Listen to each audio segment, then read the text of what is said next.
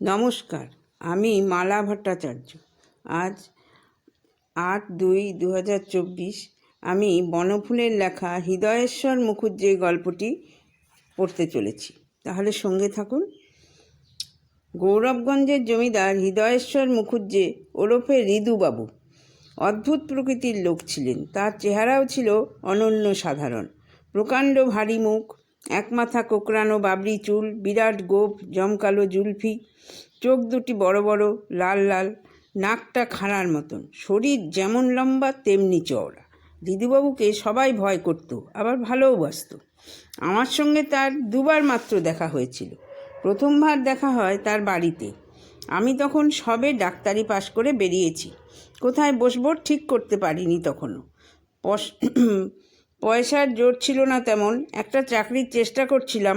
এমন সময় ঋদুবাবু হঠাৎ আমাকে ডেকে পাঠালেন একদিন।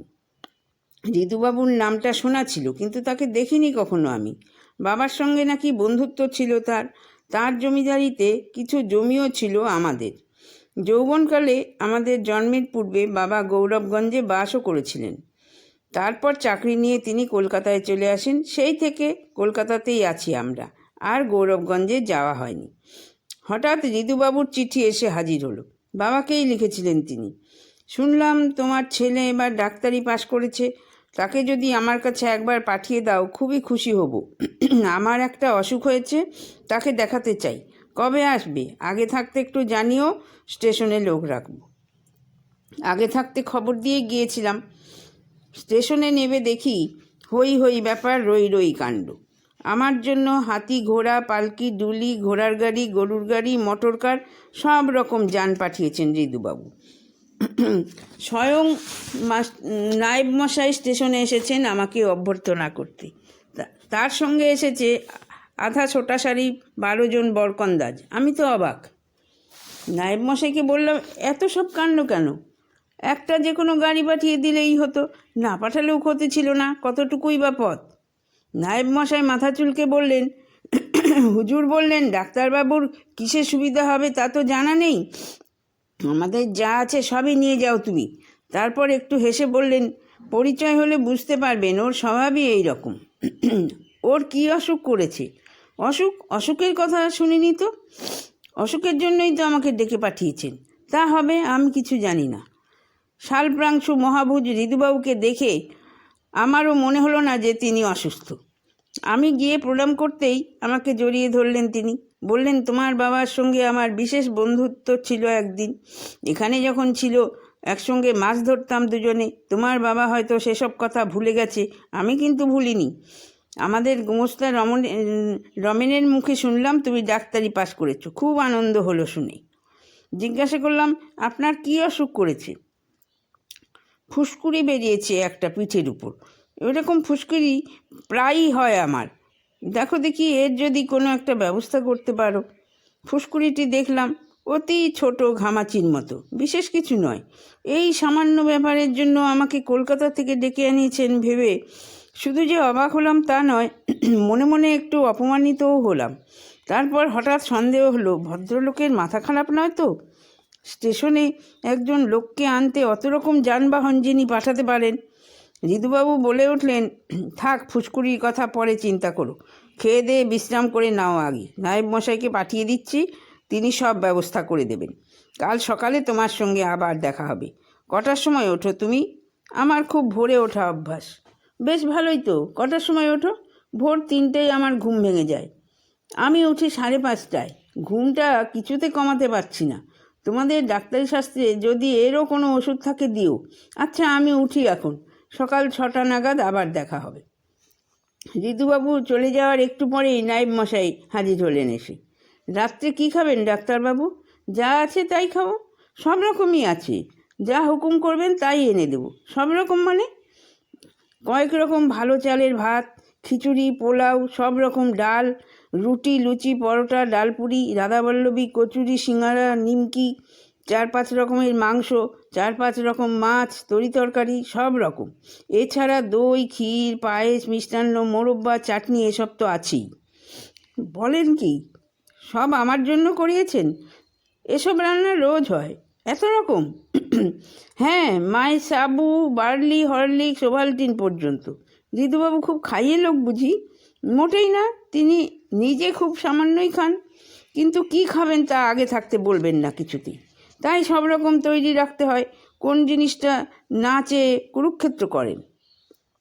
বলেন কি? আগে হ্যাঁ, ওই রান্নার ব্যাপারের জন্যই 20 রাঁধুনি আর গোটা 50 চাকর রাখতে হয়েছে। এরকম করবার মানে কি? খেয়াল। সে যাই হোক, আজ রাত্রে আনি কি খাবেন? কি খাবেন বলুন? খান কয়েক লুচি আর যা হোক 2-1টা তরি তরকারি পাঠিয়ে দেবেন। মাছ মাংস 2ই দেবো তো? দেবেন। মিষ্টান্ন আপনার যা খুশি দেবেন মশাই, যা পারবো খাবো। বেশ, চা খাবেন কটায়? হুজুর বলে দিলেন আপনি 3টের সময় ওঠেন, আপনাকে ঠিক সময়ে যেন চা দেওয়া হয়। 3:30টায় দেব? কি দরকার অত কষ্ট করে? কষ্ট আবার কি? 2টো ঘড়িতে অ্যালার্ম দিয়ে দিলেই হবে। একটা ঘড়ি যোগেশ্বর গোয়ালার কাছে থাকবে আর একটা থাকবে হিরু খান শামার কাছে। গোয়ালার কাছে কেন? সে 2:30টার সময় উঠে দুধ দুয়ে আনবে। টাটকা দুধ না হলে কি চা ভালো হয়? লিপটনের দার্জিলিং চা আছে, অন্য চাও আছে। কোনটা? কেন অত হাঙ্গামা করছেন? যা আপনার সুবিধা হবে তাই দেবেন। অত হাঙ্গামা না করলে আমার চাকরি থাকবে না। হুজুর যদি শোনেন যে আপনি উঠেই চা পাননি, তাহলে ভীষণ কাণ্ড হবে। 3:30টায় চা পাঠিয়ে দিব তাহলে। বেশ, তাই দেবেন। পাশের ঘরটাই চানের। ভালোই হয়েছে, ভোরে উঠেই আমার চান করা অভ্যাস। ও, তাহলে তো সে ব্যবস্থাও করে রাখতে হয়। নায়েব মশাই ব্যস্ত হয়ে বেরিয়ে গেলেন এবং একটু পরে ফিরে এসে বললেন, পাশের ঘরে স্নানের এবং মুখ ধোয়ার সব ব্যবস্থা রইল। আচ্ছা। বেশ একটু বিব্রত বোধ করতে লাগলাম। ভোর 3টেতেই ঘুম ভাঙলো আমার। বিছনা থেকে উঠে বেরিয়ে দেখি বারান্দায় লণ্ঠন জ্বালিয়ে একটি চাকর বসে আছে। আমাকে দেখেই সে তাড়াতাড়ি উঠে দাঁড়িয়ে হাত জোর করে নমস্কার করলো। তারপর বলল, এখনই স্নান করবেন কি? গরম জল তৈরি আছে, আনবো? নিয়ে এসো। স্নানের ঘরে ঢুকে দেখি সেখানেও এলাহি কাণ্ড।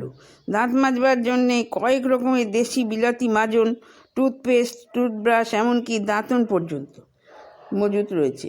তাছাড়া রয়েছে নানা রকম তেল, সাবান, তোয়ালে, গামছা, এমনকি স্নো পাউডার, আতর, এসেন্স পর্যন্ত। স্নান সেরে বেরিয়ে দেখি হিরু খান শামা দাঁড়িয়ে আছে। সেলাম করে বললে, চা তৈরি হুজুর। হাত বাড়িয়ে ঘড়িটার দিকে চেয়ে দেখলাম ঠিক 3:30 বেজেছে। ঠিক 6টার সময় ঋতুবাবু এলেন। তার পিঠের ফুসকুড়িটা আর একবার দেখলাম ভালো করে। সত্যিই বিশেষ কিছু নয়। আমার ব্যাগেই একটা মলম ছিল, লাগিয়ে দিলাম সেটা। ঋতুবাবু বললেন, মাছ ধরতে ভালোবাসো বুঝি? কখনো ধরিনি। মাছ ধরা দেখবে? তা যেতে পারি। তাহলে বেড়া জালের ব্যবস্থা করতে হয়। ঋতুবাবু তার জল করের নায়েবকে ডেকে পাঠালেন। তিনি আসতেই বললেন, জেলেদের খবর দাও, সাগর বিলে জাল ফেলুক তারা। বিকাশকে নিয়ে আমি যাচ্ছি একটু পরে। সাগর বিল থেকে 10 মণ মাছ উঠল। বড় বড় রুই কাতলা জল থেকে লাফিয়ে লাফিয়ে উঠছিল তারা। এত বড় বড় জীবন্ত মাছ আমি জীবনে কখনো দেখিনি। দেখবার মতো দৃশ্য বটে। আমি শহুরে লোক, কলকাতার গলিতে বাস করি। দৈনিক 1 পোয়া মাছ কেনা হয় আমাদের বাড়িতে। একটা কথা বারবার মনে হতে লাগলো আমার, 10 মণ মাছ ধরবার কি দরকার ছিল? এ কি অপচয়! বাড়িতে একটি মাত্র মাছ গেল, বাকি সব মাছ বিলিয়ে দেওয়া হলো। গৌরবগঞ্জে 5 দিন ছিলাম। এই 5 দিনের প্রতি মুহূর্তে একটি কথাই আমার কেবল মনে হয়েছে, ভদ্রলোক বড় বেশি অপব্যয় করেন। নায়েব মশাইয়ের মুখে শুনলাম, হুজুরের 1 জোড়া কাপড়ের দরকার হলে 20 জোড়া কাপড় আনাতে হয়। পাঞ্জাবি, কামিজ, গেঞ্জি সমস্তই ডজন ডজন করানো চাই, নানা রকম ছিটের। এ বছরের শাল ও বছর গায়ে দেন না। নিজে যে খুব বেশি ব্যবহার করেন তা নয়, কিন্তু কেনা চাই সব রকম। ওর ওই শখ। একটিমাত্র ছেলে বিলেতে লেখাপড়া করে, স্ত্রী মারা গেছেন বহুদিন আগে। শেষকালে নায়েব মশাই হেসে বললেন, বড় লোকের একটা নেশা তো চাই। ওর ওই নেশা, অপব্যয়ের নেশায় মশগুল হয়ে থাকেন। আমি যেদিন চলে আসি সেদিন ঋতুবাবুকে বলেছিলাম, যদি রাগ না করেন একটা কথা জিজ্ঞেস করি আপনাকে। কি বলো? এত অপচয় কেন করেন আপনি? অপচয়? অপচয় কোথায় দেখলে তুমি? রোজ এত রকম খাবার করবার দরকার কি? খান তো সামান্য একটু, বাকিটা আর 5 জনে খায়। ওদের খাওয়াবার জন্য অন্নসূত্র খুললেই হয়। সেখানে কি এমন খাবার তৈরি হবে? আমার জন্য তৈরি হয় বলেই যত্ন করে তৈরি করে সবাই। আমি চুপ করে রইলাম। জল জল করে উঠল ঋতুবাবুর চোখ দুটো। বললেন, তুমি বিজ্ঞানের ছাত্র, তুমি এটা জানো যে পৃথিবীতে কিছুই নষ্ট হয় না। তুমি হিন্দুর ছেলে, এই কথাটা শোনোনি? আমি হিন্দু, গৃহস্থ 5 জনকে যথাসাধ্য প্রতিপালন করাই যে আমার কর্তব্য। আমি কোনো উত্তর দিতে পারিনি। খানিকক্ষণ আমার দিকে চেয়ে থেকে ঋতুবাবু হেসে বললেন, দেখো, বলিষ্ঠ প্রাণের বিকাশেই প্রাচুর্য। ওই বটগাছটার দিকে চেয়ে দেখো, সহস্র সহস্র পাতা মেলে দাঁড়িয়ে রয়েছে, কোটি কোটি বীজ ছড়িয়ে দিচ্ছে চতুর্দিকে, শত শত পাখিকে আশ্রয় দিচ্ছে, প্রতীককে ছায়া দিচ্ছে। এসব না করলেও ওর চলতো, কিন্তু তাহলেও বটগাছ হতো না। আমি চুপ করে রইলাম। কলকাতায় ফিরে আসবার দিন 7 পরে ঋতুবাবুর চিঠি পেয়েছিলাম একটা। চিঠিখানা এখনও আমার কাছে আছে। লিখেছিলেন, কল্যাণী এসু, আশা করি নিরাপদে পৌঁছিয়াছ। যদিও তুমি আমার ছেলের মতো, তবু তুমি ডাক্তার, তোমাকে ফি না দিলে অন্যায় হইবে। তাই সামান্য কিছু পাঠাইলাম। দ্বিধা করিও না, ইহা তোমার ন্যায্য প্রাপ্য। তোমার বাবাকে আমার ভালোবাসা দিবে, তুমি আশীর্বাদ জানিবে। ইতি শুভার্থী হৃদয়েশ্বর মুখোপাধ্যায়। চিঠির সঙ্গে একটি 5,000 টাকার চেক ছিল।